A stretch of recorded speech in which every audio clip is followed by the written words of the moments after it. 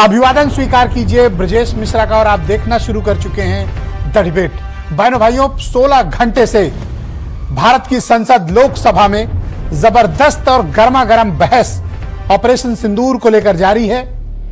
नेता प्रतिपक्ष राहुल गांधी से लेकर प्रधानमंत्री नरेंद्र मोदी तक तूफानी स्पीच अब से कुछ सेकंड पहले समाप्त हुई है।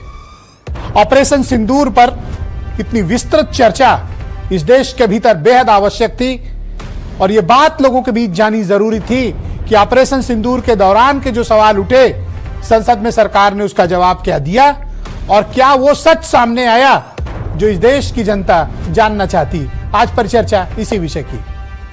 बहनों भाइयों, पूरे देश ने स्तब्ध होकर आज लोकसभा की कार्रवाई देखी। आज लोकसभा की संसद टीवी की टीआरपी सबसे ज्यादा गई होगी। उसका कारण है आज सुबह से, जब से केंद्रीय गृह मंत्री अमित शाह ने डिबेट की शुरुआत आज से की थी, आज कल भी हुई थी और आज से उन्होंने शुरू की। भारत का पक्ष, देश का पक्ष, सेना का पक्ष, सरकार का पक्ष अमित शाह ने बड़ी मजबूती से रखा और यह बताया कि किस तरह से सेना ने पराक्रम के जरिए यह गौरव हासिल किया कि पाकिस्तान को उसके घर के भीतर घुसकर मारा। न सिर्फ आतंकी ठिकाने नष्ट किए बल्कि पाकिस्तान के मिलिट्री एस्टैब्लिशमेंट्स पर भी अटैक करके अपनी सैन्य क्षमता का इजहार किया। और बहनों भाइयों, जो सबसे बड़ा सवाल था, पूरा देश इस मामले में सिर्फ राजनाथ सिंह, अमित शाह का स्पष्टीकरण या उनके जरिए बात नहीं जानना चाहता था। इस देश के 144 करोड़ लोगों के मन में था कि प्रधानमंत्री संसद के भीतर आए और ऑपरेशन सिंदूर पर जवाब दें। प्राइम मिनिस्टर आए, तकरीबन 1 घंटा 45 मिनट की उन्होंने अपनी स्पीच दी जो अब से थोड़ी देर पहले समाप्त हुई है। एक बड़ा प्रश्न था कि ट्रंप ने सीज फायर कराया है क्या? यही वो प्रश्न है। और हमारे कितने फाइटर गिरे, हमारा कितना नुकसान हुआ, यह प्रश्न ऐसा था जिसका जवाब हर किसी को चाहिए था। प्रधानमंत्री ने कहा कि ट्रंप ने मुझसे बात करने की कोशिश की लेकिन मेरी उनकी बात नहीं हो पाई। उनके डिप्टी जेडी वैंस का मुझे फोन आया था, तब मैं मीटिंग में था। 1 घंटे बाद मैंने उनको पलटकर फोन किया तो उन्होंने कहा कि पाकिस्तान आप भारत पर बड़ा आक्रमण करने जा रहे हैं। प्रधानमंत्री ने लोकसभा में ऑन रिकॉर्ड ये बात कही है कि हमने कहा है कि गोली का जवाब गोले से दिया जाएगा। ये बात प्रधानमंत्री ने बड़ी स्पष्ट की और ये इंश्योर किया कि दोनों देशों के बीच का जो युद्ध विराम है, सीज फायर है, उसमें तीसरे देश की कोई भूमिका नहीं। प्रधानमंत्री ने यह बात अब ऑन रिकॉर्ड कही है। हालांकि अमेरिका के राष्ट्रपति डोनाल्ड ट्रंप 29 टाइम्स, 29 बार ये क्लेम कर चुके हैं। राहुल गांधी ने बहुत कोशिशें की प्रधानमंत्री को उकसाने की, लेकिन उन्होंने ट्रंप के बारे में कोई सीधी टिप्पणी नहीं की। लेकिन आज राहुल गांधी बहुत फायर थे और उन्होंने ऑपरेशन सिंदूर पर उसके तकनीकी, रणनीतिक, राजनीतिक, सामरिक सभी विषयों पर सरकार पर जमकर हमला बोला।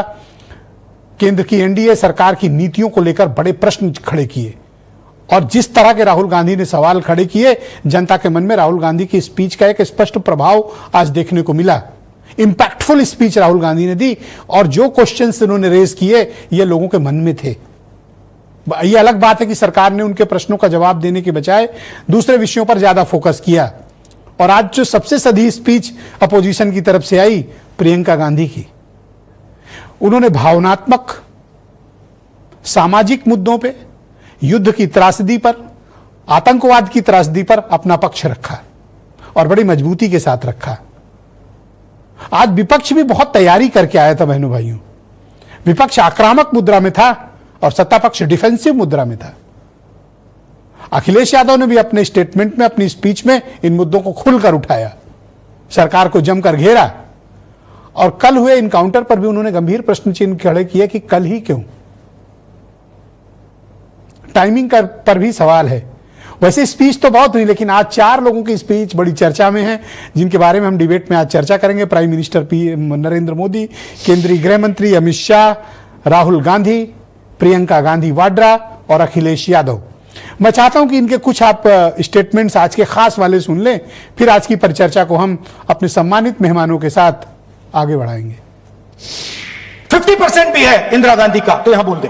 तो आज शाम यहां प्रधानमंत्री को कह देना चाहिए, Donald Trump is a liar. झूठ बोल रहा है डोनाल्ड ट्रंप। 9 तारीख को रात को अमेरिका के उपराष्ट्रपति जी ने मुझसे बात करने का प्रयास किया।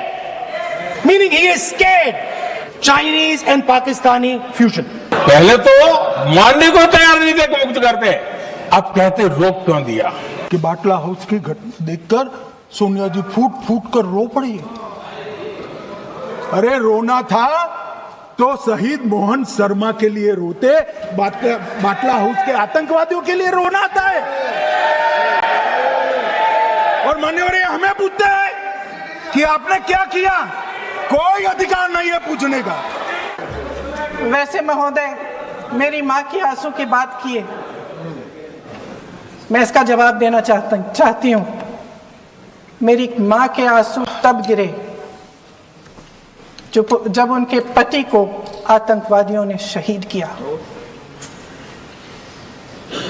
जब वे मात्र 44 साल की थी। और आज अगर मैं इस सदन में खड़ी हूं और उन 26 लोगों की बात कर रही हूं, मैं इसलिए कर रही हूं क्योंकि मैं उनका दर्द जानती हूं, महसूस करती हूं। कि हम समुद्र से लेकर जमीन तक, सभापति महोदय, पाकिस्तान के हर महत्वपूर्ण ठिकानों पर प्रहार करने में न केवल सक्षम हैं, बल्कि हम पूरी तरह से तैयार हैं।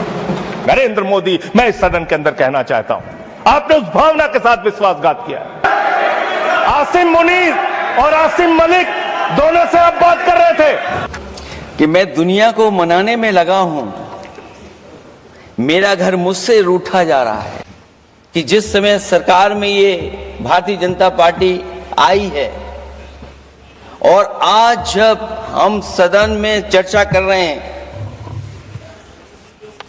तो हमारे भारत का क्षेत्रफल क्या है, कि जिन एयरक्राफ्टों को नींबू और मिर्च लगाकर के पूजा की गई थी, वो एयरक्राफ्ट कितने उड़े थे। हमें अपनी पूरी एयरफोर्स पे गर्व है। इतने बेहतरीन पायलट